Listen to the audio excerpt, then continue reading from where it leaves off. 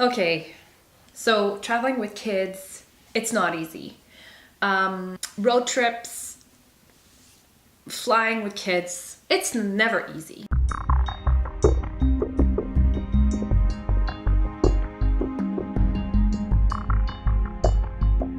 Okay, so tip number one.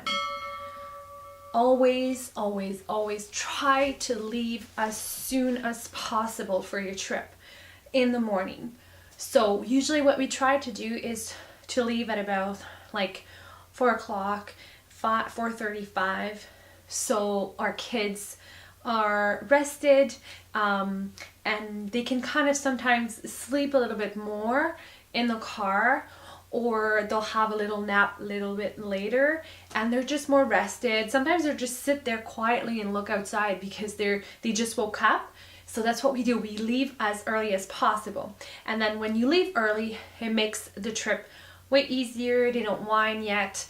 And so later on in the day, when they start to whine, you have to stop more often. So you can do much more of the road, like a big part of the road trip, when you start early and you do a big chunk, and then later you can stop more often. Tip number 2 is try to pack a lot of snacks. So depending if you really want to keep it healthy or not. Sometimes we do a little bit more unhealthy stuff when we're on our road trip to make it special for the kids.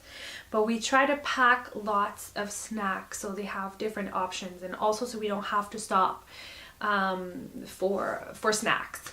But what I like to do is the night before, I usually will make a little bit of a lunch, so we don't have to stop at a restaurant. We can have more like healthy options, and we don't have to waste time looking for a restaurant, sitting down and wait for our food and all that. So usually it's faster. We can get out. If it's in the summer, we get out of the car, we let them run around, we eat our lunch that we have packed, and then we just let them run around a little bit more so they can move around. Okay, now tip number 3. My tip number 3 is the night before or a few days before, I let my kids choose a few things that they want to bring in the car. So I have, for each of them, they have a small bag that they can put any toys that will fit in the back, so they don't have too many toys or they don't bring stuff that are too big. So they need to be able to fit all of them in the small bag. And so they'll bring like coloring books, paper, pens, pencils, like, crayons, things like that they would like to play with in the car, and books and things that they want to read. It's always good to bring new things, so you can stop at the dollar store a little bit ahead of time to buy a few new things for them. Tip number 4. My tip number 4 is especially great because one of my kids is a puker in the car. He doesn't do long road trip really well. He is not that bad because it doesn't happen all the time, but once in a while he's gonna get car sick. So my tip is to always have a change of clothes that is easily accessible in the car to change the kid, and also to have plastic bags or something close to him, so if he does need to puke, he can puke in it. So this is especially good for us. If your kids are not car sick, you don't have to use that one, but for us, change of clothes and plastic bags are essentials. For this last one, oh my goodness, okay. So for this last one, sorry, I had to move because this little baby girl woke up from her nap and she didn't really want to cooperate. Yeah. What's that?